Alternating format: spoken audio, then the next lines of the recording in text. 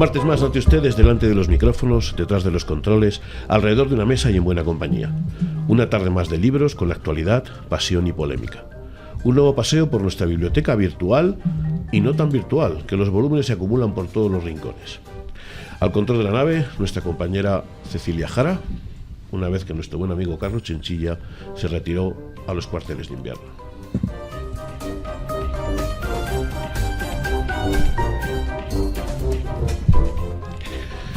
Miedo me da establecer hoy los parámetros de nuestro programa y enseguida compartirán conmigo que es toda una aventura de arriesgada incorrección política la que emprendemos hoy. Estamos apenas a 3 días del gran aquelarre del 8 de marzo que me niego a calificar de feminista, al menos sin previamente matizar qué es eso.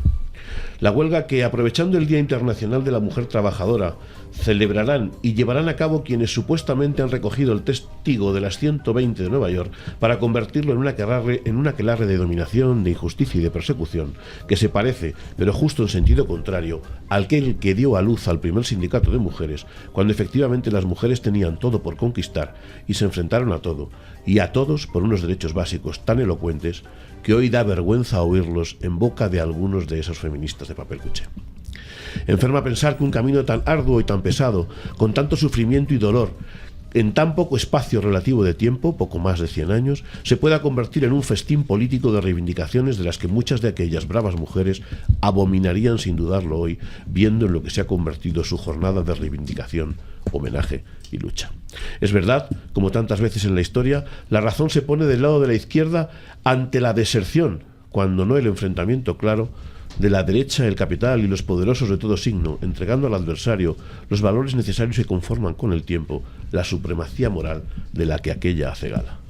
Pero no es menos cierto que aquella izquierda inicial y la de hoy no pueden estar más lejos en objetivos, valores, metodologías y aspiraciones, y que en el camino han ocurrido muchas cosas que desdibujan los inicios y necesariamente nos traen a la actualidad, obviamente adulterada y manipulada. De aquellos mensajes iniciales, la siempre inteligente izquierda construía un nuevo frente de lucha de clases en el que perpetuar tanto el enfrentamiento como el victimismo y en el que mantener a unos contra otros, caldo de cultivo siempre necesario para su subsistencia ideológica. Desde las terribles afirmaciones de Simone de Beauvoir, no se nace mujer, se llega a serlo, o no todo ser humano hembra es necesariamente una mujer, hasta las afirmaciones actuales donde se pretende que el sexo es un accidente intrascendente en el desarrollo humano y las relaciones entre individuos, y otras que por pudor me niego a poner por escrito, pero que desgraciadamente van a tener la oportunidad de oír y ver un año más en todos los informativos en los próximos días.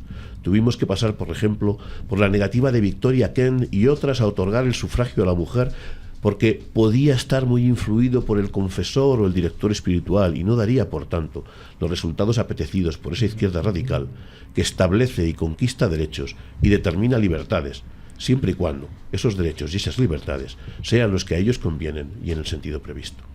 En esos derechos y libertades, desde luego, no se contemplan los que van ligados a la familia y los fundamentos morales que dieron origen a nuestra civilización occidental. Esa civilización que tiene cuotas ridículas de violencia intrafamiliar, especialmente en España, precisamente porque los fundamentos morales han ido modificando paulatinamente las conductas irracionales propias de los seres humanos no domesticados por marcos morales y éticos. No se contempla, porque no sirve a sus intereses, que las mujeres y los hombres tomen decisiones compartidas que afecten de manera distinta a sus trabajos, sus carreras, sus dedicaciones familiares. No se contemplan tendencias naturales a desarrollar características y habilidades distintas de forma natural, porque la tortuga evolutiva sobre la que nos movemos se ha empeñado en dotarnos de impulsos, características y deseos orientados a la pervivencia de la especie. No se contempla, por supuesto, que hombres y mujeres somos esencialmente distintos, pero dotados de derechos idénticos como seres humanos racionales, con iguales oportunidades para la educación, el trabajo, la vivienda, la felicidad. El modelo imperante, el políticamente correcto, ha impuesto un camino normativo que no puede ser más injusto y criminal. Un camino que ha acabado con esos deseos de igualdad para imponer una supremacía distinta. Ha legislado distinto para esos supuestos iguales. Ha invertido la carga de la prueba sobre el acusado y no sobre el acusador. Ha dinamitado de facto la presunción de inocencia. Ha generado un modelo de negocio clientelar de cientos de millones de euros que se reparten de manera tan oscura que es imposible determinar el destino de los fondos con claridad. Y ha generado un terrible efecto llamada, sin consecuencias civiles o penales apreciables, para quien los maneja torticeramente, que desvirtúa y desarma a una de las partes de todo conflicto familiar, porque ha cambiado la evidente tendencia del poderoso a aprovechar su posición sobre el débil sean cuales sean uno y otro, para tornarlas en otra donde víctimas y verdugos lo son por mera razón de sexo, que no de género, nos digan lo que nos digan. No necesitan probar nada. Nos han separado en buenos y malos, en perseguibles por ser hombres y, ojo, por ser mujeres que no comulguen o acepten la tiranía. Ellas también son conducidas al infierno de los hombres, de las malas mujeres, de los seres despreciables sin derechos, de las negacionistas. Han sustituido el supuesto patriarcado que convertía a las mujeres en objeto de atención necesaria por parte de sus hombres, por su propia debilidad, confinándolas en casa en sus tareas domésticas o familiares, mientras ellos traían el sustento, porque por lo visto no tenían mayor capacidad, siempre según el discurso oficial, por otro aún más terrible que pretende arrebatarles hasta la última gota de libertad, convirtiéndolas en endebles criaturas que no solo no pueden tomar decisiones independientes de cómo encarar sus vidas y sus familias, sino que necesitan toda la ayuda y tutela del Estado para alcanzar cuotas de poder y responsabilidad que de otro modo, pobres desgraciadas de mentes y capacidades inferiores, no alcanzarían. Y mientras España se muere, se estigmatiza a quien desea ser padre y madre, se asesina al nonato con la financiación y el empuje de tipos que, como George Soros y su imperio de la muerte, son también los responsables de la extensión de esta ideología dictatorial de género. Y con la muerte por envejecimiento de España llegan otros problemas. Ya hace varios años que no renovamos las tasas de población natural, y entonces aceptamos como buenas las políticas migratorias que, al margen de su efecto en el empleo, en la calidad de vida o en el entorno cultural, arrojan cifras objetivas sobre la violencia de género que deberían darnos que pensar. Es lógico. Los migrantes son casi siempre los menos favorecidos, los que son utilizados como mano de obra barata, los que proceden en muchos casos de estratos culturales extremos o los que proceden de culturas distintas que aceptan como prácticas naturales las que nuestro mundo occidental considera denigratorias, mutiladoras, sexistas y discriminadoras, ya sean los matrimonios con niñas, las lapidaciones o desfiguraciones con ácido, las ablaciones o las múltiples prohibiciones que abarcan desde los ropajes a los derechos más elementales, como conducir, por ejemplo. La ideología de género es un todo, un corpus de destrucción de una sociedad libre por otra subyugada y esclava, donde algunos de esos esclavos y esclavas no solo no saben que lo son, sino que creen que están en la parte de arriba, entre los que mandan. La legislación que nos ha traído hasta aquí fue implantada por uno de los gobernantes más nefastos del régimen del 78, José Luis Rodríguez Zapatero, y en apenas unos meses Pedro Sánchez ha pretendido ser todavía más radical. Pero no nos equivoquemos. La legislación fue aceptada sin discusión por todos los partidos del arco parlamentario, con todos sus votos, ya fuera por miedo o por a lo políticamente incorrecto, ya fuera por convicción, incluidos los periodos en que gobernó el Partido Popular sin modificar una coma, excepto para empeorarla en determinadas comunidades como la de Madrid, bajo el mando de Cifuentes, en clara competición con la también empeorada ley andaluza de Susana Díaz. Ninguna está ya, y dicen que se abren periodos de esperanza y de cambio. Algunos nos comprometemos con ello. Ya veremos de qué son capaces los demás. Como primera demostración, vamos a violar flagrantemente hoy la normativa de cuotas. No vamos a traer el mismo número de hombres que de mujeres entre nuestros invitados y contertulios. Nosotros elegimos por talento, por el valor de cada cual en aquello que hace o que aporta, y si son hombres, pues ¿qué le vamos a hacer? Y si son mujeres, más y mejor nos darán la razón en que la única protección estatal que requieren nuestras mujeres son las que proporcionemos a las familias por igual, a la natalidad, a la conciliación, al desarrollo personal y profesional de hombres y mujeres, sin impedirles que dejen de ser lo que son, ni impedirles que sean lo que quieren ser. Hoy nos acompañan 4 mujeres de bandera, aquí, en el estudio, y otras 2 más por teléfono. Todas brillantes, porque todas hacen lo que han elegido hacer sin pedir permiso, sin servidumbres de género, sin renuncias, y tan solo 2 hombres. Enseguida les presentaremos a nuestros invitados, que hoy, como nunca, ilustran nuestra próxima sección, porque hoy, como siempre, escriben desde las trincheras. Uno de esos 2 hombres soy yo, el que les habla, Martín Estrillas, y esto ha sido Verdades como puños en Somos Libro. Bueno, pues ya estamos de vuelta en este espacio nuestro escrito en las trincheras, y efectivamente, como anunciábamos, habíamos decidido tener hoy nada menos que 4 invitadas, todas mujeres, para desafiar al poder establecido. Nos acompañan Macarena Sigo Jaén. Buenas tardes. ¿Qué tal? ¿Cómo estás? Buenas tardes. Un placer tenerte aquí, entre otras cosas, porque Macarena además es comadre mía. Sí, verdad, compadre. Y autora de Tiempo Muerto, del que luego hablaremos. También nos acompaña María Godoy. Buenas tardes, muchas gracias por invitarme. Autora de novelas hasta el momento, aunque en este momento nos tiene anunciado también un proyecto, un estudio denso, un estudio importante, precisamente relacionado con la violencia intrafamiliar, con la violencia, lo que otros llaman la violencia de género, del que luego también hablaremos. Sí. Y siguiendo con la rueda, nos acompaña también Cuca Casado. Sí. Buenas tardes. O María Ángeles, ¿cómo hacemos? Cuca Casado, coautora de un informe que se ha puesto a disposición del público ayer. Exacto. Que se va a presentar el viernes próximo, el jueves próximo, y que se llama Mitos y realidades del feminismo, publicado por el Instituto Juan de Mariana. Coautora porque son 3 personas más las que han colaborado en ese informe, que también nos viene hoy al pelo. Y finalmente, bueno, en el extremo derecho mío, María Girona Ayala, de la Asociación para la Defensa de Víctimas de Injusticias, y sobre todo abogado especialista en violencia de género y en general en algo que le ocupa frecuentemente, que es el maltrato. El maltrato en general, sin más. Sí. Hola, ¿qué tal? Buenos días. Más apellidos. Buenas tardes. Perdón. Buenas tardes. Un placer teneros a todas, referentes sin duda de ese posicionamiento políticamente incorrecto, o por lo menos no el imperante. Cuando hace un rato yo me refería a no aceptar el feminismo como tal, me refería a aceptar al feminismo por lo menos sin matices, ¿no? Sin saber qué es feminismo y cuántos feminismos, y qué debería defender ese feminismo hoy, y que tiene que ver con el feminismo antiguo, con el feminismo actual y con el feminismo anterior, efectivamente.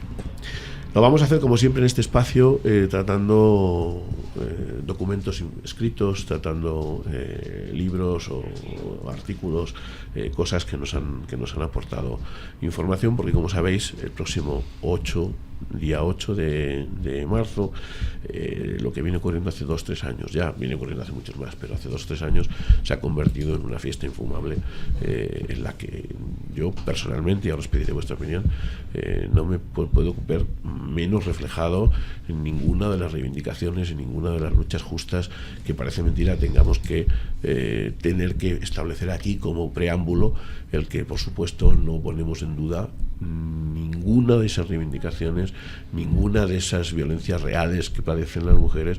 Parece mentira que a estas alturas algunos tengamos que explicar que por supuesto que eso va de suyo, que no se trata de eso. Quería empezar por ahí, quería preguntaros vuestra visión del 8 de marzo, de lo que ha pasado otros años y lo que va a volver a pasar sin duda alguna el 8 de marzo. Macarena. Hombre, para mí es el imperio de la estupidez, absolutamente. Es manipular a las jovencitas con un ruido espantoso, sin ningún tipo de información ni de formación, y sacarlas a la calle contándoles que son abusadas, maltratadas, humilladas, pero las pobres no tienen nada de información. Para algunas se trata de una fiesta a la que se apunta cualquier adolescente, y para las otras pues se trata de no salirse de la norma. Quiero decir, si yo no voy a la manifestación, no grito y no hago huelga, mañana todo el mundo me va a hacer señalar. Sí, exactamente. O sea, Sí. Por ejemplo, en el instituto de mi hija pequeña, el propio tutor el año pasado le dijo: ¿por qué estáis en clase?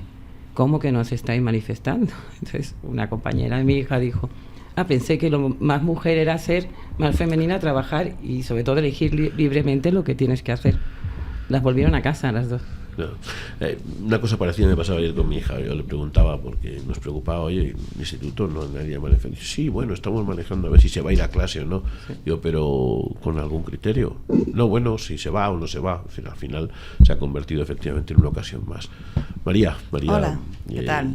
Tú mismo, tu opinión de ese 8 de marzo. A ver, mi opinión es que a mí me parece absolutamente absurdo, o sea, el hecho de que tengamos que salir las mujeres a la calle a decir que somos mujeres y que tenemos derechos, porque, vamos, se entiende claramente que todas tenemos derechos y todos tenéis derechos. Pero lo que más grave veo de la situación es que adolescentes estén ya con el coco comido cuando todavía no han empezado a vivir, cuando no saben lo que es la vida, no saben qué les va a deparar el futuro, no saben si van a tener hijos varones. Y entonces, ¿qué pasa? Que no se van a casar, no van a tener parejas, no van a formar familias, porque claro, como somos distintas, ¿por qué nos tratan como distintas? A mí me pone de muy mal humor, por decirlo suavemente, que me traten como si yo fuera medio boba. Es decir, ¿por qué tienes que defenderme? ¿Quién te ha pedido que me defiendas? ¿Y qué pasa? ¿Que todas aquellas que tenéis hijos no tienen derecho a una defensa? Es que no lo puedo entender. Pero sobre todo la manipulación de las mentes adolescentes me parece hoy por hoy una aberración y una atrocidad. Uca, liberal, ¿cómo es? Feminismo, liberal reconstituido, no sé cómo era la palabra que usas. Sí. Pues yo me sumo a lo que ya han dicho mis compañeras. Creo que se va a convertir en una fiesta como lo es el orgullo gay. Eso es lo que me preocupa. Directamente, o sea, este año a lo mejor no, pero yo creo que el que viene, pues estaremos ahí viendo incluso hasta carrozas y todo fiesta. Y me preocupa eso, la adolescencia, que no tienen referentes, no tienen tampoco referentes jóvenes que les animen a pensar diferente y están sumamente manipulados. O sea, ayer mismo un primo mío me decía, es que mi novia quiere ir, pero no tiene ni idea y por más que se lo explico, ¿qué le puedo decir para que entienda que esa manifestación no es lo que están diciendo que es? O sea, es un nivel de manipulación desde los medios, que eso es lo preocupante con respecto a esa manifestación, lo que está llevando a niñas de 16, 18 años a gritar consignas que ni siquiera se han parado a pensar lo que están gritando. Ayer, fíjate, en este aquelarre que llamo yo, leía un tuit de alguien nada sospechoso, del grupo Escape, que son Escas, que son ya son mayorcitos, ¿no? Porque llevan muchos años tocando. Bueno, más izquierda radical en la música no se me ocurre que el grupo Escape. Y el grupo Escape publicaba un tuit en el que decía: no entiendo por qué los hombres no podemos ser feministas, pero me han pedido mis amigas, y así estaba actuando, que retire los tuits de apoyo a esas concentraciones.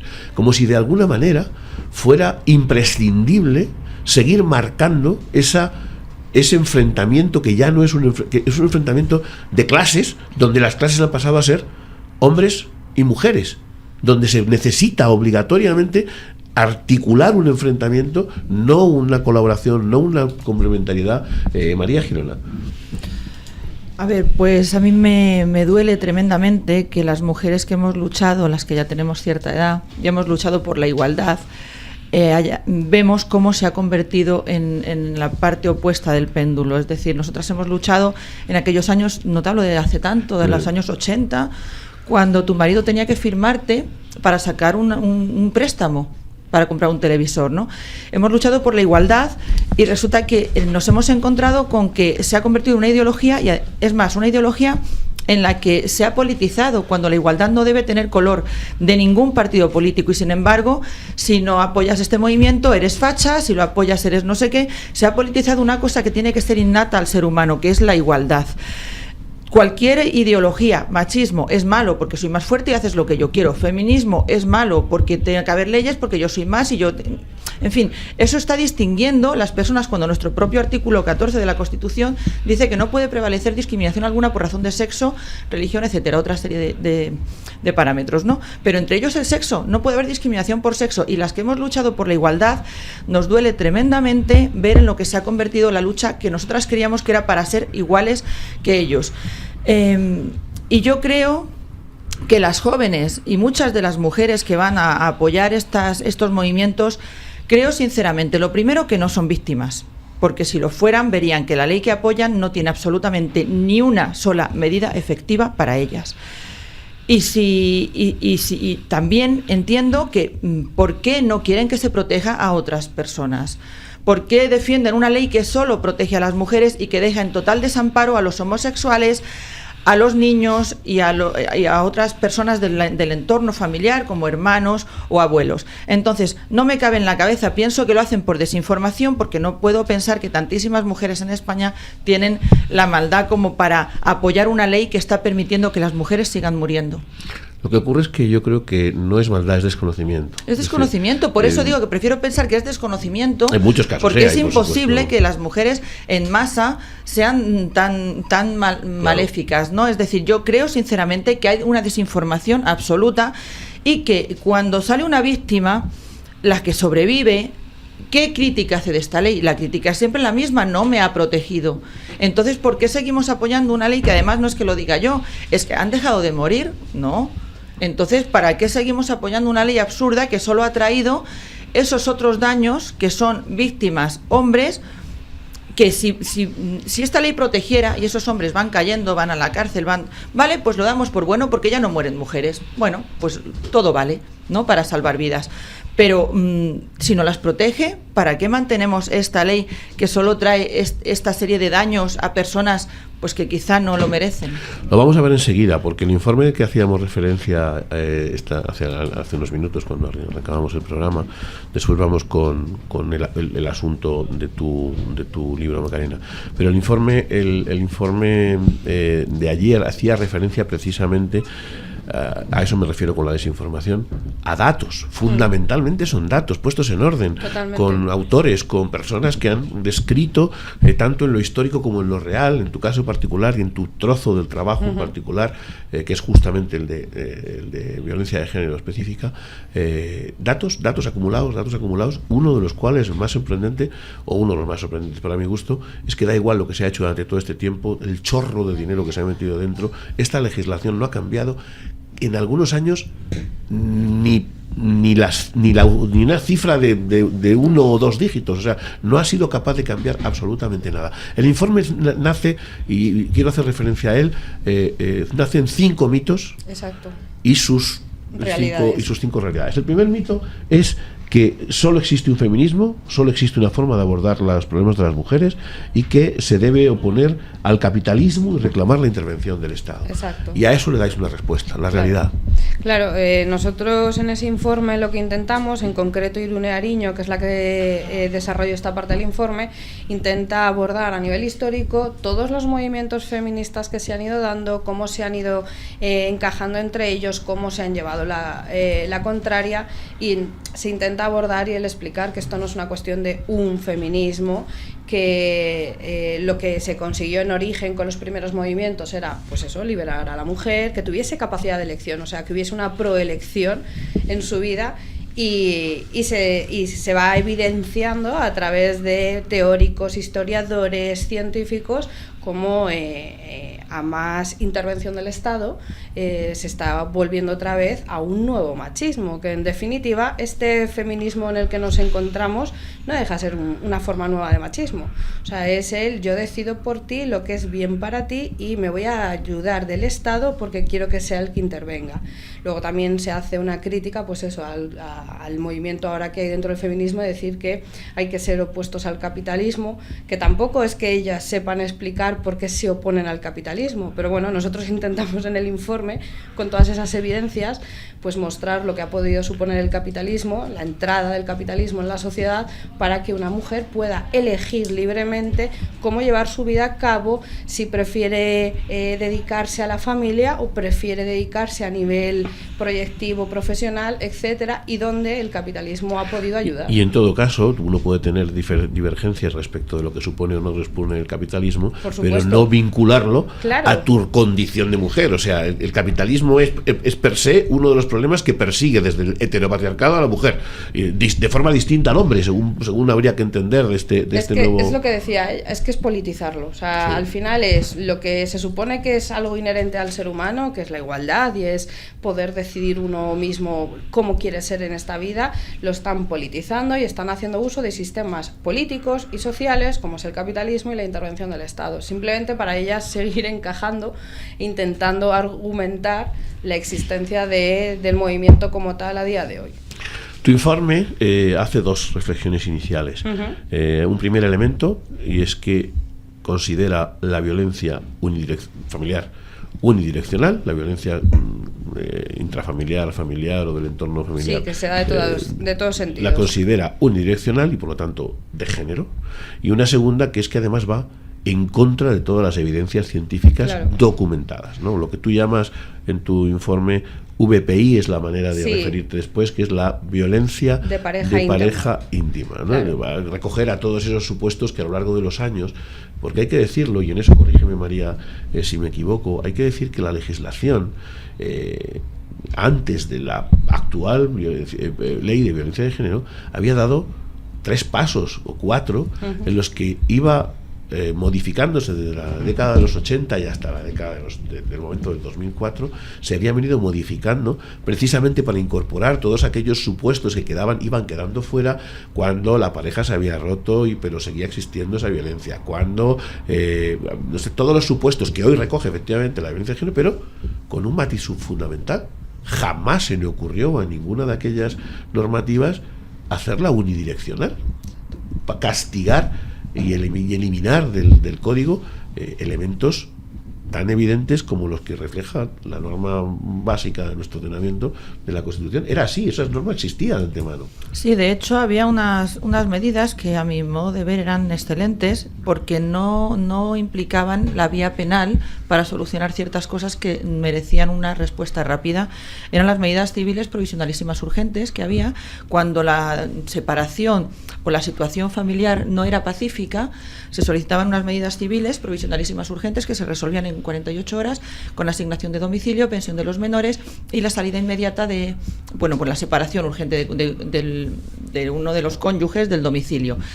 ¿Qué pasa? Evitabas la vía penal, tenías esas medidas urgentes en unas horas apenas y no tenías que denunciar penalmente a nadie.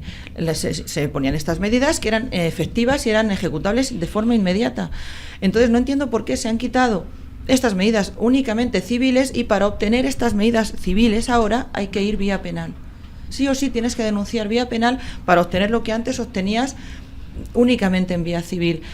Pues ahí veo yo una tergiversación de la ley en la que cuando lo que se persigue son unas medidas civiles tengas que ir a la vía penal para conseguir un uso del domicilio, una pensión, una separación rápida.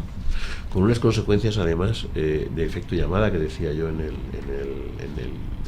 la editorial, pero que tú recoges en el informe, porque tiene montones de connotaciones y de ventajas que todavía ahondan más en esa brecha. Claro, es que lo que esta ley ha llevado a cabo no es el efecto llamada, digamos, en cuanto a positivo de que las personas denuncien el maltrato. No. O sea, lo que se está incentivando es denuncia, porque como se va a llevar por la vía penal, va a ser mucho más rápido, más contundente, vas a tener más ayudas, vas a tener una categoría especial de víctima y eso todos son puntos positivos para llevarlo a cabo.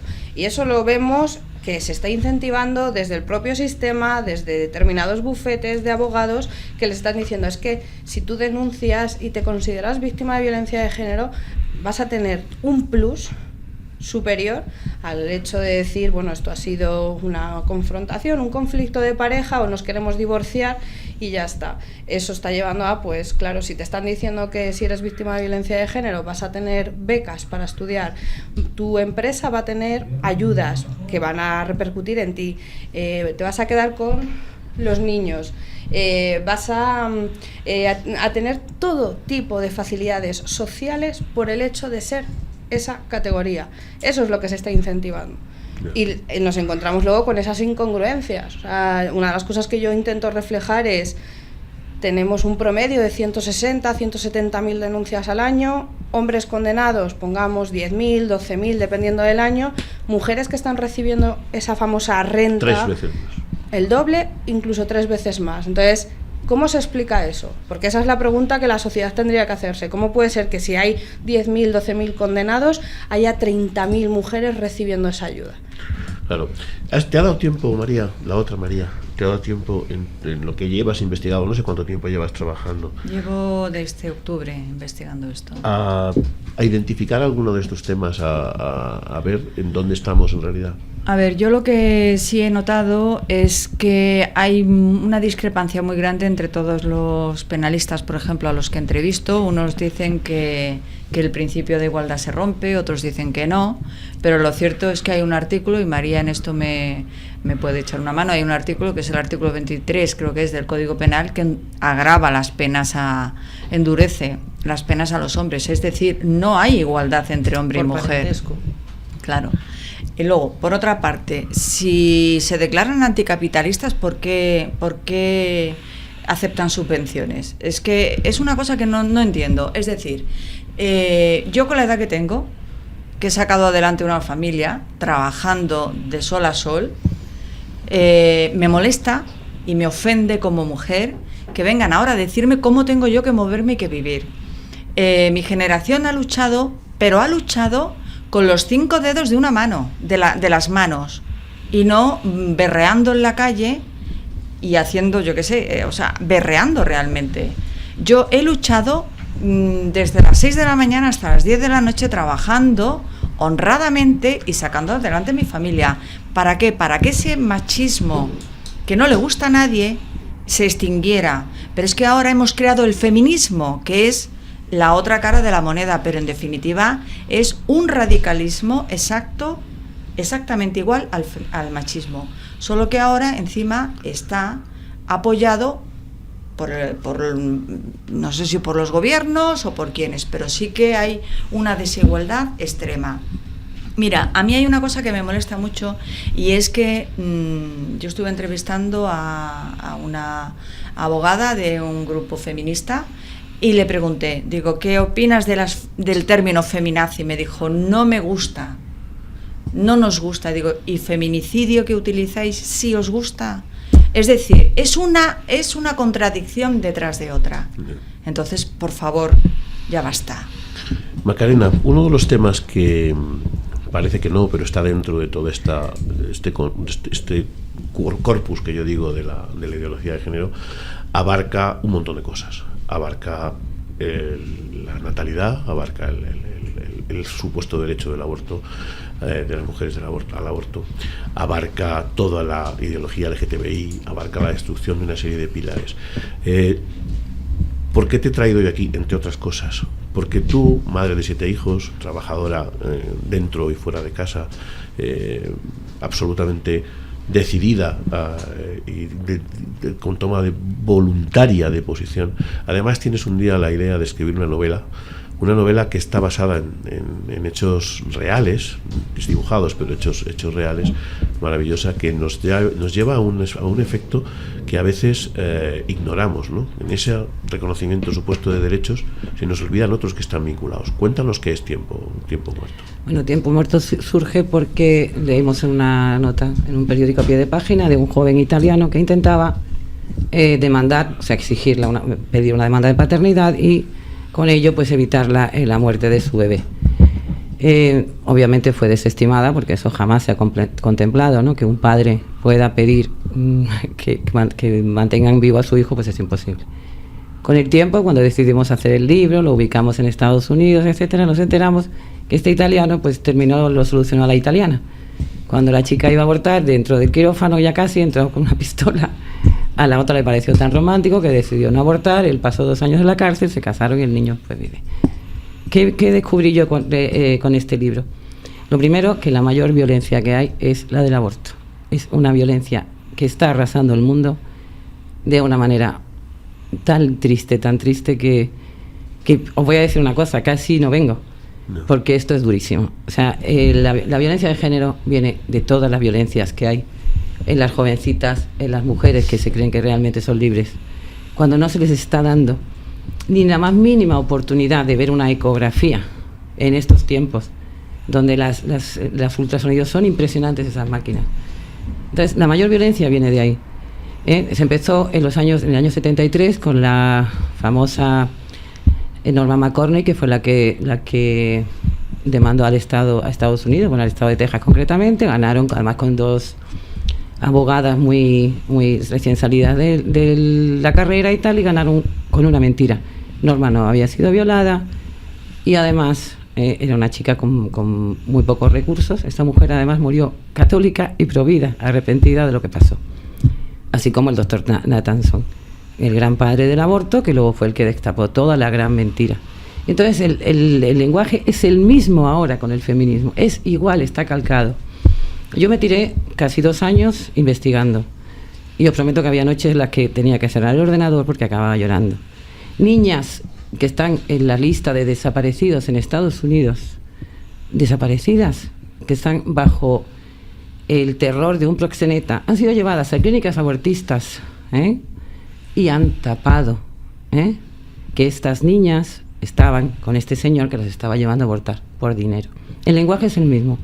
Hacer mucho ruido, engordar cifras, presentar a la mujer como víctima de su hijo parásito y ese marido machísimo, malísimo, o violador, o lo que sea malicísimo, y ella no le queda otra cosa que abocarse al aborto.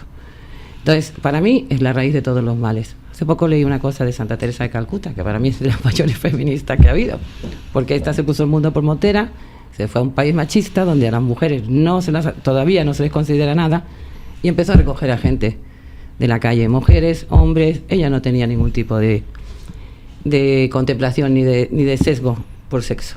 Y decía que el aborto es el mayor de los males, porque realmente estás poniendo en la mano de una mujer el cuchillo para matar a algo que va a amar a la fuerza, y que si no ama, tiene millones de vías para dar adopciones. Entonces yo me hago una pregunta y la hago a vosotras, porque ese dinero, en todo lo que hay, jovencitas, tienes que ser libre, ten cuidado con el tipo este que más o menos los pinta. Hemos pasado del príncipe azul al violador que te está esperando detrás de la puerta, y hay un término medio. Vamos, yo llevo 30 y tantos años con mi marido.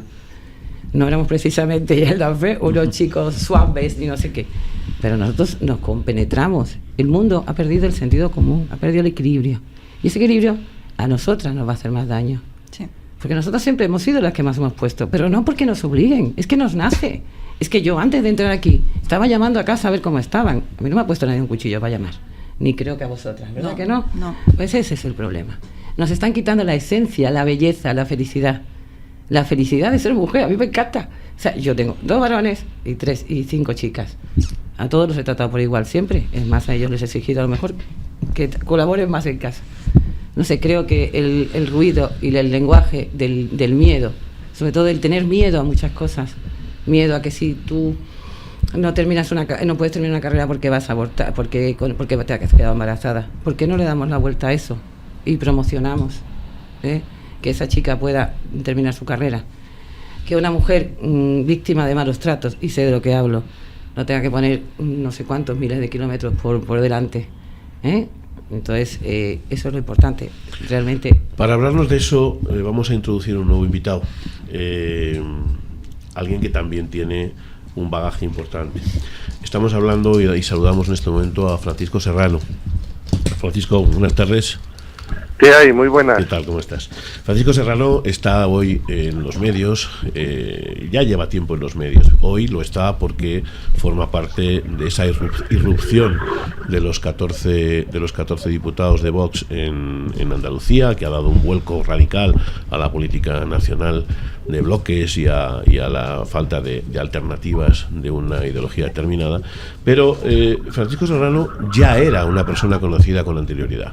Era una persona conocida porque era juez, era una persona que había dedicado toda su vida a la protección de la mujer desde su posición, y que en un momento determinado se ve obligado, entre otras cosas, a contarlo y a escribirlo. Es autor, y esa es la razón por la que le pedimos que esté con nosotros, es autor de un primer libro que se llama La dictadura de género, que se vio obligado a escribir, ahora le preguntaré por él, y es autor de un segundo libro que presenta este viernes, precisamente, que tenemos en nuestro poder, que se llama Guía práctica de padres maltratados, junto con José Riqueni. Es así, ¿verdad, Francisco? Sí, bueno, la verdad es que este es el tercero, porque también escribí otro que también con Editorial Almuzara en el 2009, que era Un divorcio sin traumas. Así es cierto, Este es verdad. el tercero, y lo que pasa es que lo escribo efectivamente con otro autor que también bien conocedor de esta materia y también está preocupado por estos asuntos. La pregunta que me viene a la cabeza inmediatamente es: ¿hace falta una guía práctica para padres maltratados? ¿Hay que publicar una guía práctica para padres maltratados? Pues sí, igual que también hace falta muchas guías prácticas para madres y mujeres maltratadas. Por supuesto. Se publican y están subvencionadas, y tienen también las maltratadas muchísima repercusión, y está bien que la sociedad se preocupe pues por su dolor, su sufrimiento, pero para padres maltratados, como oficialmente resulta que no existen, pues es que se escribe una guía práctica para maltratados. Es un riesgo que corremos los autores y la editorial, porque si en definitiva no existen, nadie compraría este libro, pero pensamos que existen realmente, y que realmente pues también tienen que tener una respuesta, unos consejos que le guíen de cara pues a este sistema que está perjudicando a tantísimos padres, a tantísimas familias, a tantísimas mujeres maltratadas, que realmente no se le está dando la respuesta adecuada, y sobre todo a tantísimos niños que se están quedando sin una respuesta adecuada en esta materia por culpa de la dictadura de género. Iba a preguntarte, la dictadura de género a la que nos referimos, además de obedecer a todo un sistema político, tiene su máxima expresión, lo venimos comentando aquí, estamos en el estudio con María Girona, con Cuca Casado, con Macarena Asiego y con María Godoy. Todas ellas de una u otra forma, además de todas mujeres, me perdonará el señor Serrano que he violado la igualdad del número de personas, hombres y mujeres. Hoy lo he violado y he puesto más mujeres que hombres, somos así de chulos. Y me parece muy bien. Veníamos comentando, la dictadura de género no es otra cosa que el corpus estructural de una legislación que hace posible eso, que obliga a tener un manual, como decíamos, ¿no? A tener una guía práctica de padres maltratados, porque la hace diferente. Sí, realmente, pero no con una legislación. El problema no es que se haga como fruto de una legislación, es al revés. Es que la legislación sigue los principios de una ideología, que eso es lo malo, porque la legislación, la normativa, el legislador se tendría que sentir a legislarse conforme a lo que es a la evolución también de la sociedad. Que nada tiene que ver esta sociedad con la familia del siglo XXI, con la familia de hace 50 años, donde sí existía un patriarcado, donde existía una mujer que realmente estaba sometida, donde poquito a poco, fruto también a que el feminismo por la igualdad tiene sus avances, porque muchos hombres que también creemos en la igualdad hemos favorecido que la mujer se vaya empoderando y que vaya consiguiendo esa igualdad. Pues no tiene nada que ver esa sociedad de hace 50 años con la sociedad actual, donde los niños le llamaban a su padre de usted y el padre no se implicaba en la crianza de los hijos, donde el padre era un ser ausente y periférico. Hoy en día, gracias a Dios, hemos evolucionado. Existen situaciones puntuales y que hay que corregir de discriminación y de machismo, pues claro, pero querer generalizar, decir que la mujer por el hecho de ser mujer hoy en día es inferior al varón, y ahí hay muchas mujeres, yo lo considero que es perjudicial y además ofensivo para la propia condición de muchas mujeres que se sienten orgullosas de ser mujeres, de haber conseguido sus metas y sus objetivos por mérito y capacidad, y que además tienen el privilegio de ser madres y son orgullosas de ser trabajadoras y madres. Y para eso tenemos que estar los hombres, para coser el complemento en unas relaciones de respeto y de armonía, precisamente para que apoyemos que en la crianza de los hijos, la educación de los hijos, la maternidad, que puede ser el techo de cristal que tienen las mujeres, ahí estemos los padres y los hombres implicados, precisamente para conseguir ese efecto de igualdad real que queremos todos. Permítame una pregunta. Es notorio, entre nuestros oyentes, es notorio que yo no soy de Vox, por lo tanto no soy sospechoso, pero sí me gustaría preguntarle por la capacidad que Vox va a tener en Andalucía, obviamente más reducida, ¿no? Porque no deja de ser una comunidad autónoma que tiene la legislación nacional por encima, pero sobre todo con la esperada por todos irrupción tanto en el Parlamento Europeo como en las instituciones nacionales. ¿Qué capacidad va a tener Vox de modificar? Yo me he quejado en el editorial de la tolerancia, la asistencia como vacas que miran al tren de todo el arco parlamentario cuando estas normativas fueron aprobadas sin discusión, sin ningún tipo de polémica, en época de Zapatero sí, pero con la anuencia de prácticamente todo el arco parlamentario. ¿Qué opciones tiene? ¿Qué podemos esperar de Vox en este terreno?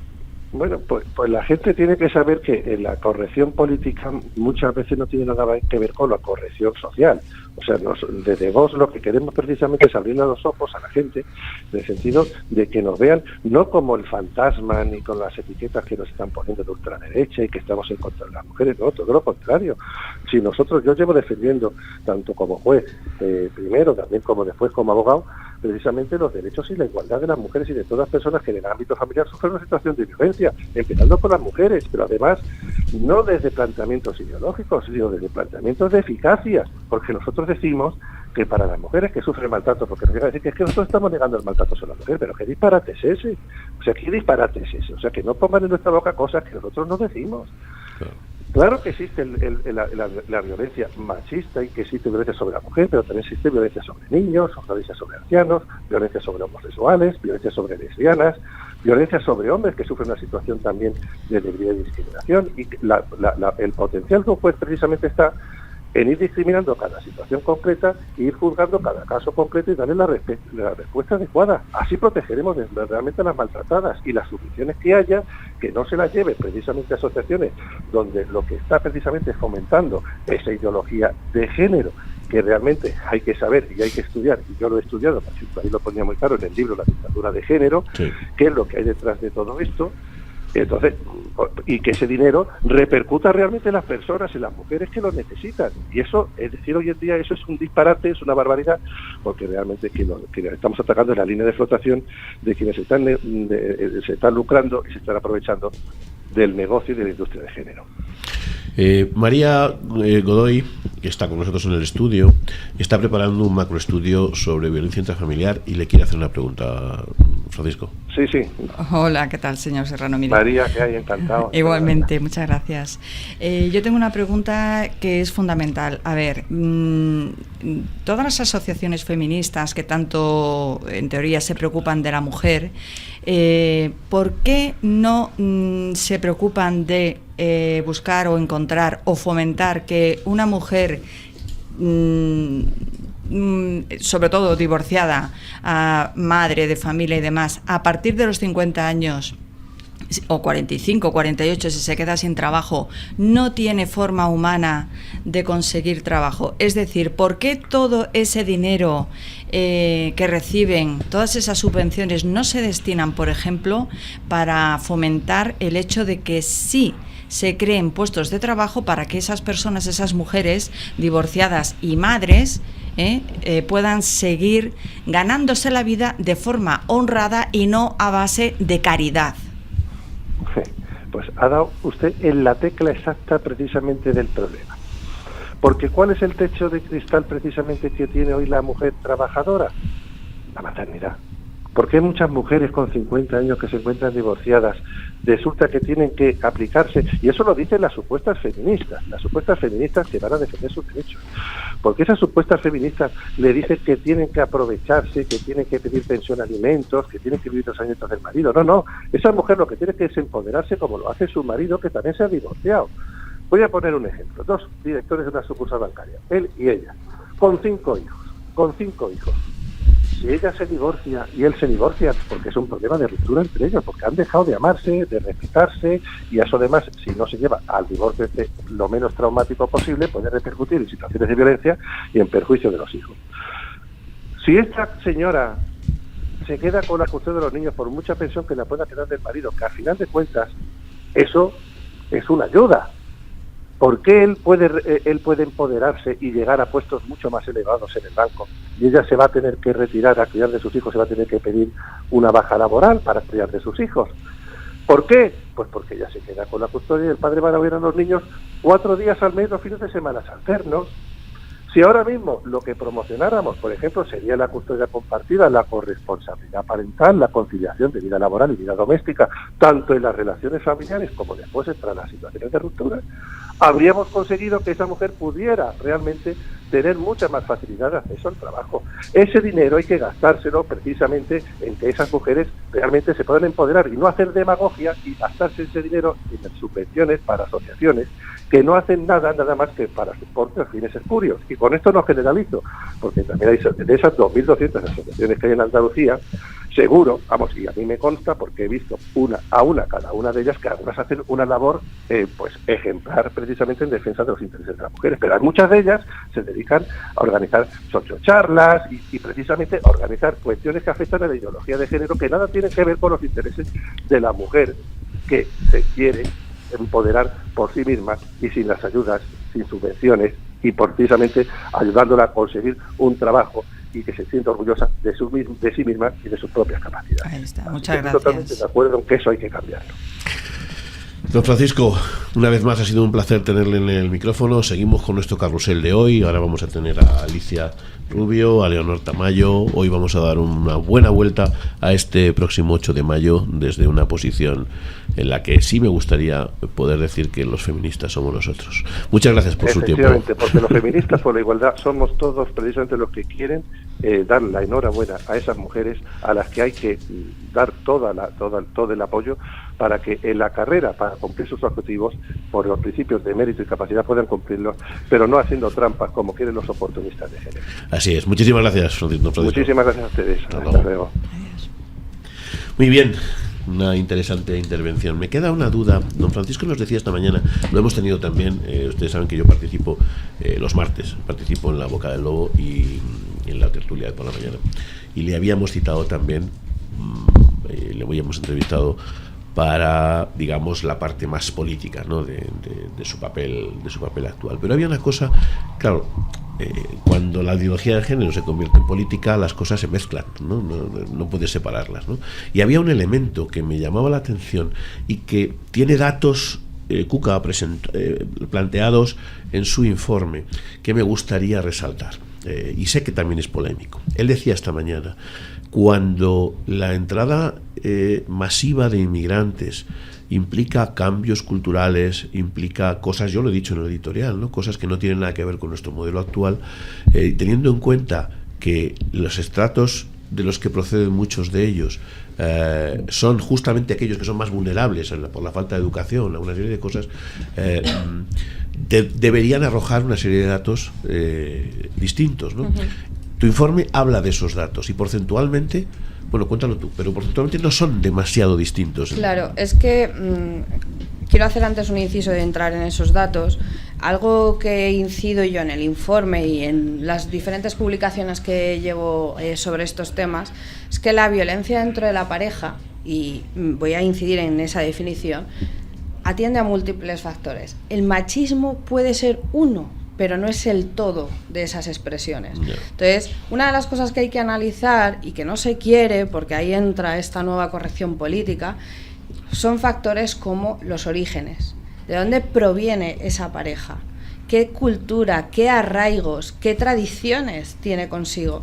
Entonces, yo en el informe, para poner en situación a la gente cuando lo lea, recojo que se publicó hace poco uno de los poquitos informes que tenemos sobre los homicidios en España. Sí. Y claro, ellos recogen absolutamente todo durante el 2010-2012, y lo tengo aquí delante para no equivocarme con las cifras. Una de las cosas que recalcan es el 35% de los homicidios estudiados fueron cometidos por personas extranjeras, homicidios a título general.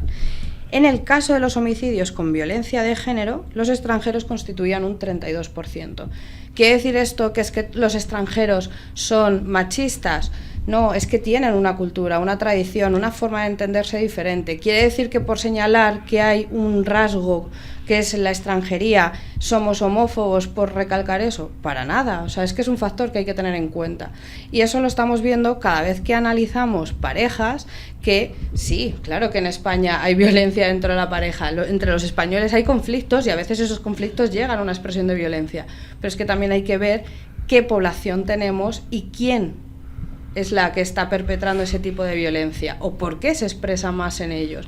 O sea, son factores que no se quiere hablar, que cuando decimos que hay que tener en cuenta ese factor se nos tacha de homófobos y los anulan completamente. Y lo podemos ver ya no solo en casos de violencia de pareja, sino casos muy sonados relacionados con violencia sexual, que inciden cuando son españoles, pero cuando son extranjeros en los medios no se dice nada, no se dice de dónde provienen. Entonces, eso está llevando a un estado de miedo, como bien estabas diciendo, y a una manipulación de la información que lleva pues a eso, el hecho de no tomar medidas correctas, de no aclarar esos conceptos, estamos llevando pues a tener leyes muy aberrantes en las cuales solo se está viendo la condición de hombre blanco heterosexual como el perpetrador de todos los males de la humanidad. Y es que la corrección política es un mal síntoma. La corrección política es la que permite publicar libros, la que permite decir cosas, la que permite o perseguir o no a las personas. Y de eso sabe mucho otro de nuestros invitados de hoy, a la que damos también entrada en este momento y saludamos. Alicia Rubio, buenas tardes. Hola, muy buenas, encantada de saludarles. Igualmente, ha sido un placer. Acabamos de terminar con Francisco Serrano y seguimos nuestra ronda de hoy en esta especial celebración de nuestro 8 de marzo. Alicia Rubio, vicesecretaria también, por cierto, desde el punto de vista político, vicesecretaria de movilización de Vox, filólogo de formación, es autora de Cuando nos prohibieron ser mujeres y os persiguieron por ser hombres. Un libro extraordinario, se lo dije a ella en su momento, lo digo hoy aquí, por la documentación que tiene, por la forma de encarar los asuntos, pero sobre todo porque nace de un planteamiento sorprendente. Por distintas razones, Alicia cuenta que pese a su formación, donde ha desarrollado su trabajo durante 20 o 25 años, ¿puede ser? Ha sido 25 años como profesora de educación física. Profesora de educación física que le lleva a un entorno que, claro, no es muy habitual cuando se va a hablar de la cosa esta del género, pero resulta que ofrece un marco fantástico para la comparación. Y nos lo cuenta desde el punto de vista de alguien que, como profesional de la educación, ha ido a un montón de cursos, de cursillos, de toda esa formación que la dictadura de género nos ha impuesto, dando unas conclusiones que le quiero preguntar a Alicia. Cuéntanos. Bueno, sí, es que realmente si hay algún sitio donde la ideología de género patina es en la parte física. Porque eso de que no hay hombres y mujeres naturales y que teniendo un cuerpo tan sumamente diferente resulta que no tenemos una mente diferente, pues la cosa es rara. Y, en fin, yo es que me encontré con que había una serie de contrasentidos cuando intentaron aplicar la ideología de género al deporte, que ahora, por ejemplo, estamos viendo con todo el tema de personas transexuales que con un sexo sentido se dedican a participar en competiciones del sexo que vamos, sí, que no es adulterando por completo la competición, por supuesto. Claro, entonces yo empecé a investigar el tema y me encontré con que aquello era un despropósito de principio a fin. Y empecé a tirar de los hilos y al final decidí escribir el libro porque las conclusiones que sacaba eran verdaderamente preocupantes y son las que ahora estamos viendo, porque este libro yo lo escribí hace 3 años, sí. Lo saqué hace 2 y continúa vigente porque está pasando todo lo que ahí se refleja. Sí, me atrevo a decir que no solo está vigente, sino que además se reafirma, ¿no? Que se desarrolla incluso más allá de lo que podía uno pensar. En algún momento estamos viendo estos días, por ejemplo, en ese mismo marco de la ideología de género, estamos viendo ya a qué extremos llegamos y a qué aberraciones llegamos cuando hablamos, por ejemplo, de que habría que empezar a valorar la pedofilia como una, no sé si alteración, decisión, como algo normal, como algo que habría que meter en el conjunto de las situaciones de libertad sexual, algo a lo que Alicia se refería ya hace 3 años. Hoy esto ha ocurrido en Estados Unidos, esto no se me lo estoy inventando yo, ha ocurrido en este momento en Estados Unidos una petición oficial de este tratamiento, pero Alicia ya lo reflejaba en su libro hace 3 años. Sí, es que es realmente preocupante que es decir, yo vi una serie de líneas que dirigían a legalizar, incluso a instaurar como algo normal la pedofilia. Empezaron primero la Asociación Americana de Psiquiatría, que fue la que despatologizó inicialmente la homosexualidad, despatologizó la pedofilia. Hubo un gran escándalo y se volvió a patologizar, pero de todas maneras la ONU ya empieza a hablar de los derechos sexuales de los menores. Es la ONU precisamente la que empieza a hablar de la posibilidad, o de la pertinencia de enseñar a los niños a masturbarse desde los 5 años, como una forma de iniciarlos en sexualidad. Es decir, ya se empiezan a señalar una serie de derechos sexuales, que es lo que, por ejemplo, la Escola, este proyecto totalmente demencial que han sacado en el País Vasco, en Navarra, sí, es lo que pretende, digamos, reflejar. Estamos hablando de esto que estamos viendo en estos días, donde niños de 10 años, 11 años están recibiendo sin permiso paterno y sin ningún tipo de información las visitas de estos colectivos educativos que vienen a contarnos cómo deberían. Estamos refiriéndonos a eso, ¿verdad, Alicia? Sí, bueno, sí, y a un plan, el plan escolar, en el que pone que de 0 a 6 años hay que enseñar a los niños experiencias sexuales. Sí. De 0 a 6 años. Es decir, que es que esto que parece descabellado ya tiene un origen, y el origen son precisamente esos inicios de derechos sexuales en los menores. Porque además de despatologizar esa pederastia, el añadir que hay unos derechos sexuales en los menores significa que los padres no vamos a poder oponernos a esos derechos sexuales cuando el niño lo quiera ejercer.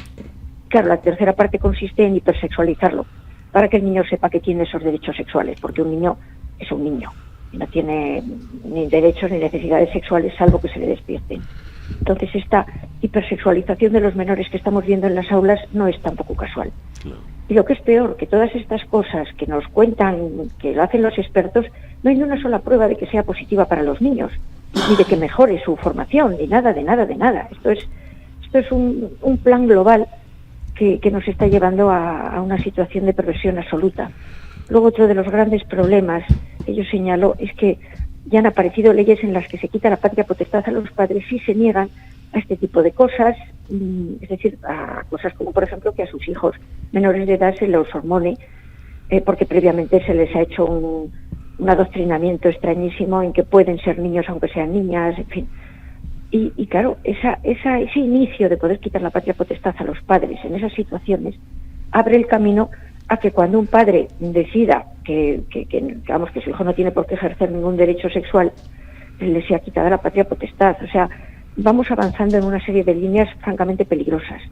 Claro, luego nos sorprendemos, Alicia, hay que decirlo, igual que lo soy yo, lo fui yo, yo creo que es uno de sus despertares a toda esta historia, ¿cómo se llamaba entonces? Respecto de aquella legislación de Zapatero que pretendía la educación para la ciudadanía. Fuimos ambos y muchos más, por supuesto, pero yo lo era y Alicia lo era, objetora de conciencia, Macarena lo era, objetora de conciencia respecto de aquello, y todos nos señalaban con el dedo porque parecía que nos habíamos vuelto todos locos y que aquello, que claro, que qué barbaridad, que pretendíamos.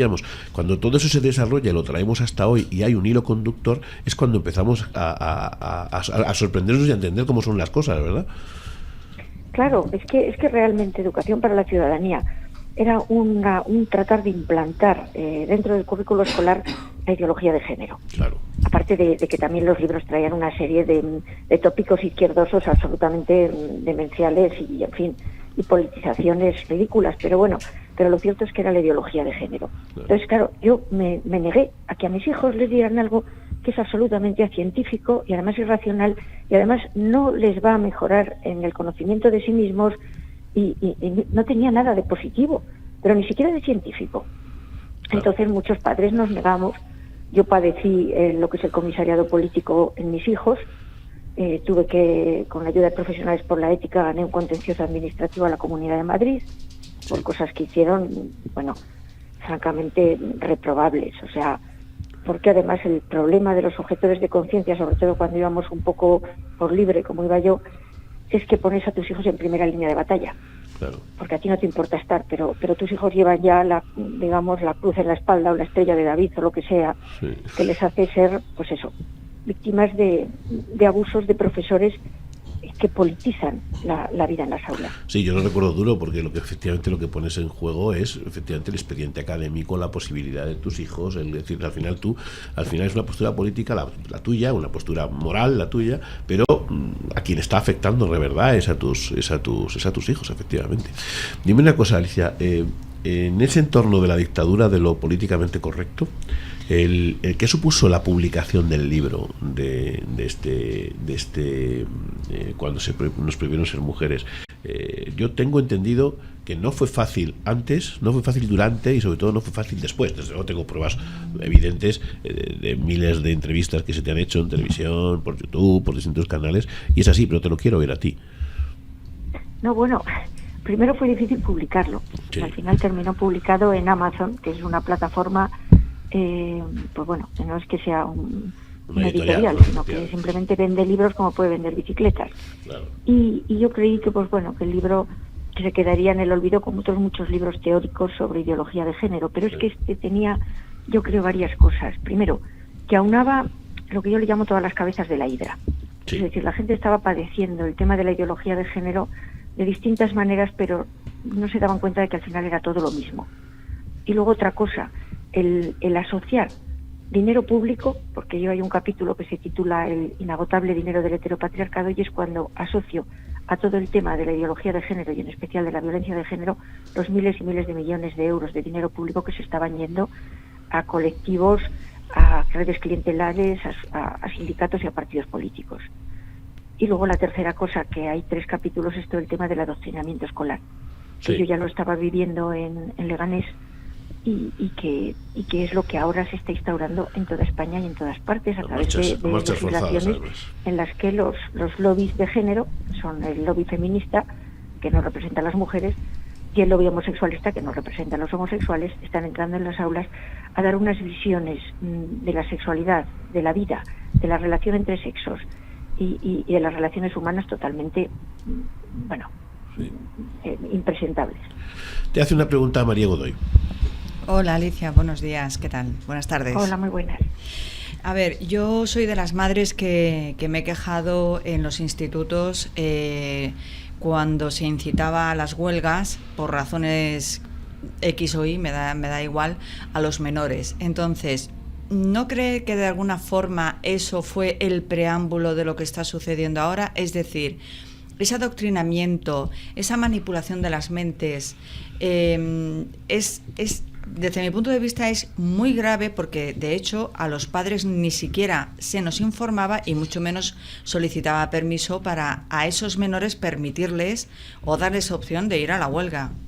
Y yo he tenido que quejarme incluso por escrito en los institutos para decir, bueno, ya basta, ¿no? O sea, dejar en paz a los menores. Entonces, me parece tan grave, yo no sé qué opinión tiene al respecto. ¿Cree que aquello era un preámbulo de lo que está sucediendo ahora? Bueno, está relacionado en el sentido de que es la utilización de los menores políticamente. Y además, por ejemplo, el sindicato de estudiantes, que es ese sindicato absolutamente aberrante que se mete en las aulas de los menores, precisamente para incitarlos a unas huelgas que los críos siguen porque lo que quieren es un día de vacaciones. O sea, y es tremendo cómo se aprovechan de eso y cómo los utilizan. Ahora en este momento tiene un apartado que se llama Libres y Combativas, y es el lobby feminista. Sí. Porque lo que sí que es cierto es que aquí está la izquierda metida, la izquierda marxista, esto es marxismo cultural, y se han encontrado con que ya ni obreros, ni clases oprimidas económicamente, que realmente la guerra que ahora están utilizando y la que funciona es la de hombres contra mujeres. Entonces ya digo que el sindicato de estudiantes se está transformando en Libres y Combativas, sí, así sindicato feminista. Y sí, es que es tremenda la utilización que se está haciendo de los menores en todo esto, y mucha culpa que la tienen muchísimos profesores que, lejos de tener un mínimo de sentido común y de sentido ético, están manipulando en las aulas, están dando visiones sesgadas de la historia, están dando visiones sesgadas de la relación entre las personas y entre los sexos. Sin embargo, cuando yo veo cosas como, por ejemplo, una especie de debate con una miembro tendría que decir una miembra de Femen suyo, resulta que les petan así diciendo que usted es una negacionista, refiriéndose al heteropatriarcado. ¿Qué le produce esta calificación? Bueno, pues es que me parece una soberana estupidez, porque ves a unas niñatas que lo han tenido todo, que lo tienen todo, y quejándose de cosas que tienen que ser, buscadas con lupa, tipo micromachismos. Entonces, el negacionismo del heteropatriarcado pues es la forma, como no pueden explicarlo porque no hay manera, porque tienen todos los derechos, porque tienen todas las puertas abiertas y se tienen que seguir quejando, pues la persona que decimos que aquí no hay un heteropatriarcado, pues somos negacionistas, arreglado. O sea, y es que además, claro, yo ya tengo mis años, yo he luchado por demostrar que somos las mujeres igual que los hombres, que valemos para lo mismo, y entonces que venga una niña de estas a decirme que yo le debo a ella, es decir, mi libertad y mis derechos, cuando lo que está es destrozando una sociedad que hemos querido hacer igualitaria, exigiendo una serie de privilegios a favor de las mujeres que no tienen ningún sentido. Es que de verdad, es que a mí se me llevan los demonios, sobre todo por eso, porque digo, vamos a ver, me deberás tú a mí, muchacha, no yo a ti. Yo desde luego que tengo 4 hijas, nada menos que 4 hijas, todas mujeres. Desde luego sé muy bien dónde tengo mis referentes y de esa lucha real por la igualdad de oportunidades, derechos y características de desarrollo de vida. Alicia, muchísimas gracias por estar con nosotros en el programa. Has mencionado a profesionales por la ética. Profesionales por la Ética tiene al frente a una persona muy interesante que vamos también a tratar de entrevistar detrás de ti, a Leonor Tamayo, y con eso cerraremos hoy como decíamos al principio, un buen homenaje a nuestro estilo para el 8 de marzo, para ese Día de la Mujer Trabajadora. Muchas gracias por estar con nosotros. Muchísimas gracias, sí. Adiós. Muy bien, pues mientras buscamos a Leonor Tamayo, os pregunto, ¿qué os parece todo este entorno, María? Pues a ver, hablando de lo que comentaba Alicia, desde luego hay un adoctrinamiento, pero es que ahora mismo lo estamos viendo incluso en la forma de hablar. Cuando dicen todos los niños y niñas, a ver, o cambiamos el idioma español o tenemos que seguir usándolo correctamente. Si por ejemplo, que hemos tardado mucho en quitar. Claro, el día de mañana dijeran, ojalá que lo dijeran, se va a subir lo que cobran los abogados por el turno de oficio. Yo por supuesto que me voy a dar por aludida, porque estaría bueno que a mí no me lo subieran por no decir abogados y abogadas. Claro. O sea, es algo tan absurdo como que al decir la palabra abogados yo me incluyo, ¿sabes? Porque entonces si vamos a eso, yo no quiero que haya policías, quiero que haya policíos, porque son varones, taxistas, y cuando venga un policía, que venga un policía. O sea, quieren adoctrinar a costa de tergiversar y utilizar mal un idioma tan rico y tan extenso como es el español. Y desde luego pues quisiera, de cara al día 8, quisiera apelar a la solidaridad de las mujeres, en el sentido de que no apoyen esta ley, que creo que no la conocen, que apoyen otras medidas, que apoyen otras leyes, que surjan otras leyes, otras iniciativas legislativas que protejan a todas las personas, a toda aquella que pueda sentir dolor, que pueda estar sufriendo. Y desde luego tengo varias amigas en los juzgados de funcionarias y me comentan que las denuncias instrumentales, esta ley mal usada, está perjudicando enormemente a las verdaderas víctimas, porque ¿qué hace? Que luego en un 90% la mayoría de las denuncias no son realmente importantes, ¿no? Y ellos sin quitar importancia ninguna, pero cuando llega una de verdad, una denuncia de verdad que necesita premura, que necesita urgencia, ya los funcionarios, los jueces ya lo ven todo como otra más, y se le está quitando importancia a situaciones que merecen una atención especial porque revisten un especial peligro.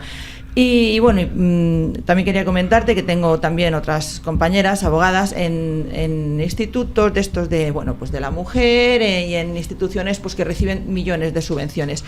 Y en Petit Comité me han comentado, mira María, esta ley no funciona.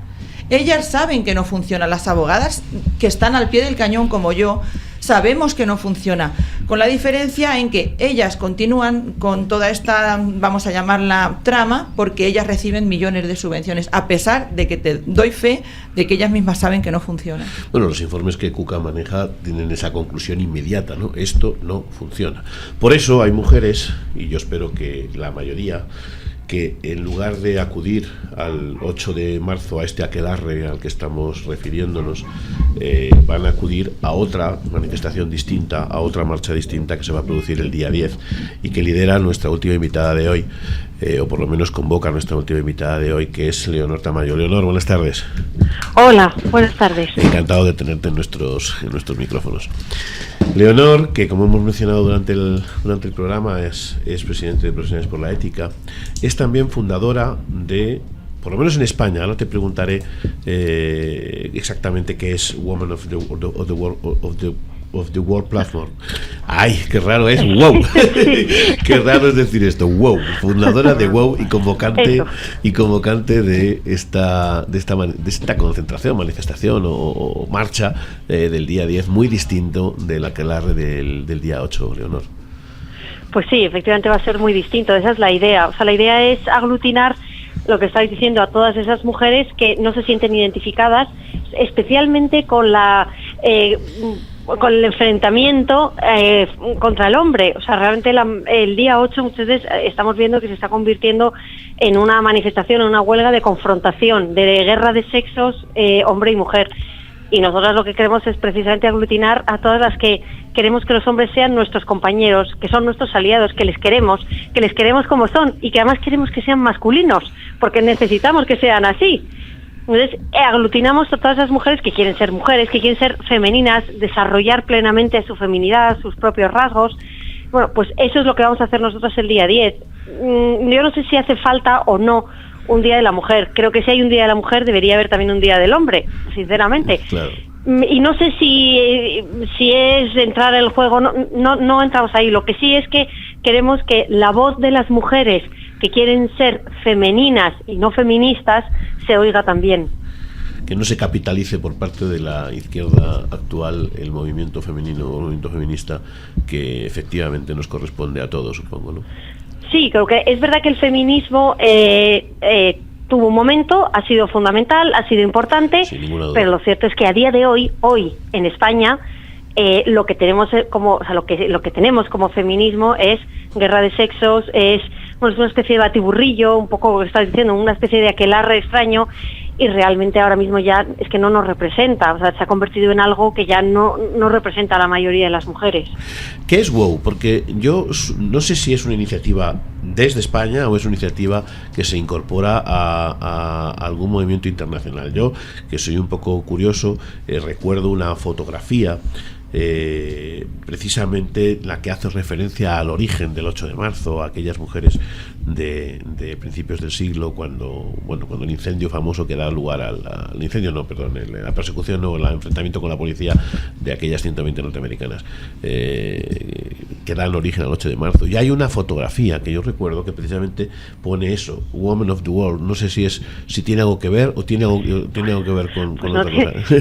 La verdad que no tiene nada que ver, no sabía esto que me estás contando. Lo he visto ya, sí. No tiene nada que ver, pero el origen de nuestra plataforma sí que tiene que ver con el 8 de marzo, fue hace 4 años nada más. Con motivo del Día de la Mujer, en Profesionales por la Ética lanzamos una iniciativa que era la declaración Women of the World, que realmente lo que hacía era todas estas cosas que vamos a decir el domingo día 10 en la manifestación, o sea, todo esto de lo que estamos hablando lo recogíamos en unos cuantos puntos, en una serie de reivindicaciones, y se lanzó por todo el mundo. Se llevó a la ONU, se hicieron, la verdad que tuvo mucho más éxito del que esperábamos o del que pensábamos. Fue de repente abrirnos los ojos y decir, es que realmente las mujeres, esto les identifica, con esto se sienten realizadas, con esto les gusta. Pues entonces, de hecho, de ahí se hizo esta plataforma que lo que hace es aglutinar a entidades y mujeres de todo el mundo, porque es una cosa común, no es una cosa de España. Y de hecho hay asociaciones, no solo europeas, que quizá pueda ser más, hay de todo el mundo, incluso hay una asociación de Kenia, o sea, hay mujeres y asociaciones en todo el mundo que se sienten identificadas con estos principios de la identidad femenina, el valor de la maternidad, el reconocimiento de la dignidad de la mujer, el valor de la maternidad en el mundo laboral, en la carrera profesional. Todos estos aspectos, que son los que nosotras vamos a reivindicar, reafirmar y plantear el día 10, es lo que recoge, lo que da lugar y lo que da sentido a nuestra plataforma, y que aglutina entidades de todo el mundo. O sea, es de origen nacional, pero ha sido exportada al resto del mundo con éxito. Eso es. Fantástico. Una vez más España, lo mencionábamos hoy con el informe de Cuca, España lidera, o por lo menos en senso contrario, respecto de la violencia de género, la lidera por el lado contrario, o sea, por las que menos tiene, y veo que además lidera también los movimientos que no tragan con este modelo. Leonor es además ha tenido tiempo, y esto es sorprendente, por ahí oímos alguno de sus vástagos.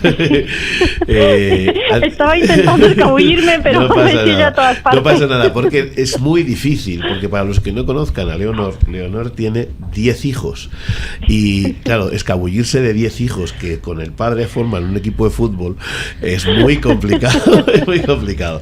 Leonor tiene además un libro que se presentó pues ahora hace un año más o menos, sí, me parece justo, recordar, sí, que se llama Mi Historia y 11 más, y hace referencia precisamente a ese elemento que acaba de mencionar en su última parte de la intervención, cuando habla del derecho, la voluntad, la capacidad, la gracia de ser madre, de acudir a la maternidad, de compartirla con el padre, de querer hacerlo. Tenemos también con nosotros a Macarena, que es madre de 7, pero quería hablarlo contigo. Mi Historia y 11 más. Pues la verdad es que muchas gracias, porque el libro, la verdad que quizás recoge un poco todo esto que estoy diciendo, todo lo que ha sido mi vida. Es biográfico, ¿no?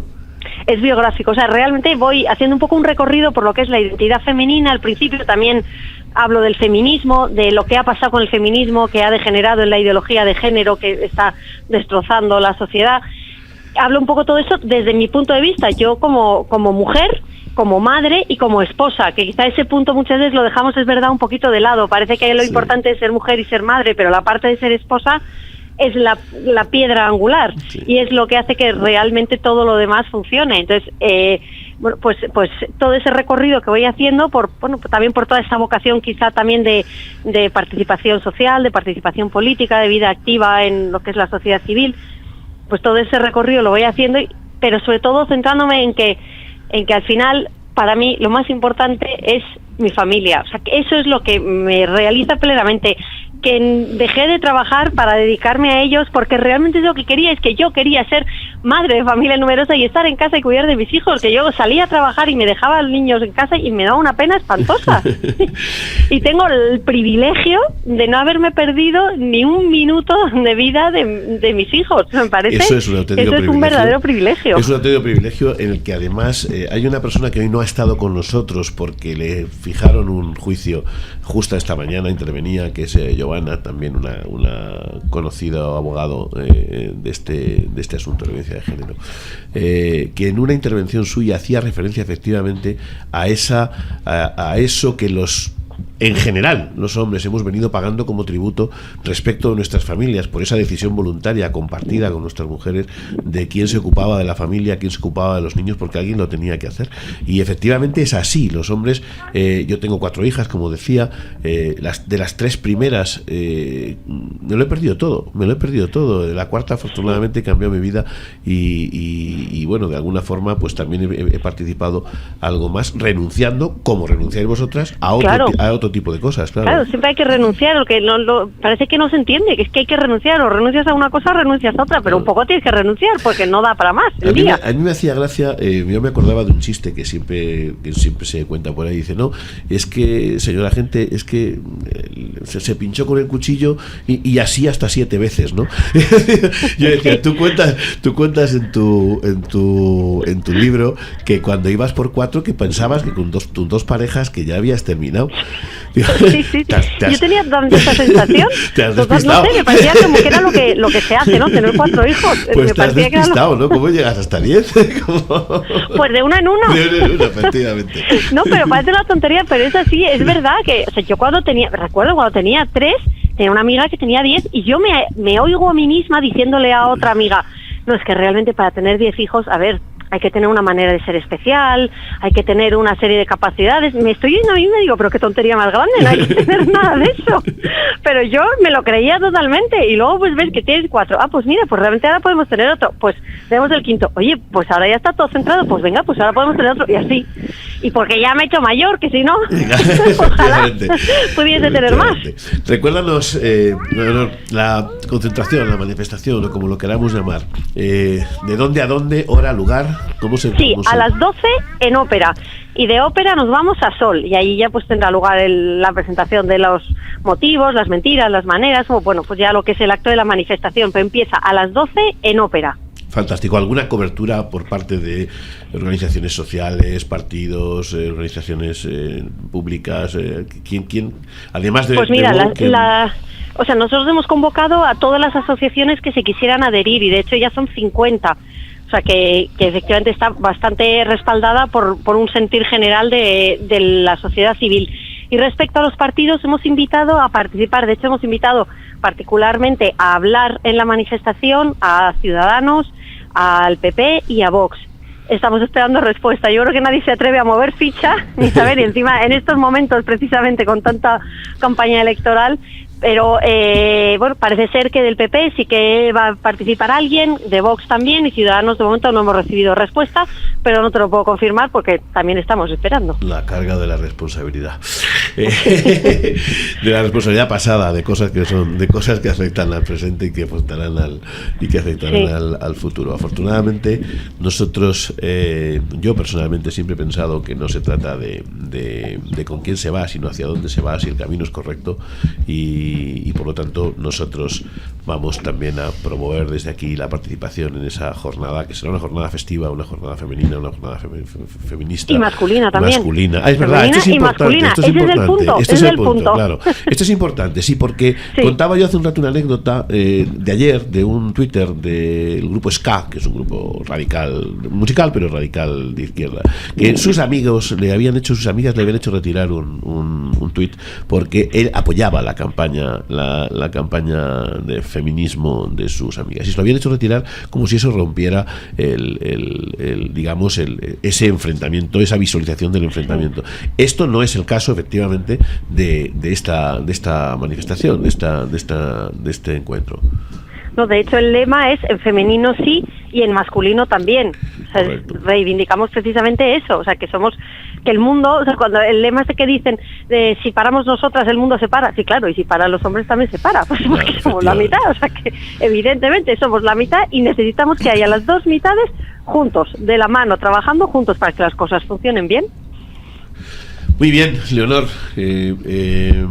pues te vamos a dejar, vamos a repetir de nuevo, hemos dicho desde ópera a las 12 de la mañana, hombres y mujeres, y hasta Sol. Hasta Sol, ¿el sábado o el domingo? El domingo 10. El domingo 10, perfecto. Pues el domingo 10, en la medida en que nuestros oyentes quieran, deseen y puedan, se lo van a pasar fenomenal en una manifestación, como digo, mucho más hermosa que la que promete el día 8, según venimos viendo. Leonor, muchísimas gracias por estos minutos y nada, que allí nos vemos. Gracias, hasta luego. Muy bien, pues estamos a punto de terminar nuestro programa. Hoy nos hemos comido, tengo que pedirles disculpas a nuestros oyentes, nos hemos comido la sección Sueños de tinta y papel, que introdujimos hace unas semanas, donde hubiéramos tratado libros especialmente con sus autores o sus editores de otra manera, pero yo creo que hoy merecía la pena hacer un monográfico, merecía la pena tratar este asunto con todas estas visiones que a veces quedan ocultadas precisamente por lo políticamente correcto, ¿no?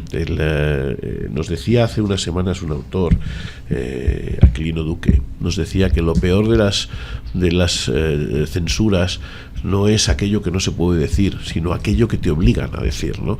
Y esta parece una de esas terribles censuras en las que el discurso políticamente correcto tiene que ser idéntico en todos los casos, o de lo contrario serás arrojado a los infiernos. ¿Alguna conclusión, María, respecto de lo que nos hemos oído de Leonor o de cualquiera de nuestros invitados antes de irnos? Bueno, pues no. Perdón, simplemente pues repetir lo que hemos venido hablando entre todos en esta tarde, pues apelar a la solidaridad, que no es buen camino al que va este movimiento, que muchas personas lo harán por desinformación, que creen equivocadamente que están alzando el grito en defensa de las mujeres y nada más lejos de la realidad, y que el que quiera de verdad una defensa efectiva de las mujeres, no es esta la vía y no es esta la ley. Macarena. Bueno, yo quería, lo primero, recordarle a todas las feministas que las sufragistas, que son las primeras feministas que hubo, no iban contra los hombres ni contra los niños. Ellas querían reivindicar los derechos de las mujeres, no anular los derechos de sus maridos ni de sus hijos. Entre ellas, Alice Paul, que además era provida 100%, y advirtió que si colábamos la búsqueda de derechos sin dejar muy claro lo que querían, entrarían otros que no eran derechos. Por lo tanto, dejarle muy claro a las jovencitas y a todo el mundo que las primeras feministas no eran contra hombres. Y tener cuidado con la dictadura del buenismo. La otra, María y Cuca, de momento no poderos dar la oportunidad, pero se nos acaba de marchar el tiempo. Esto ha sido todo. Una vez más, acabamos Somos Libres.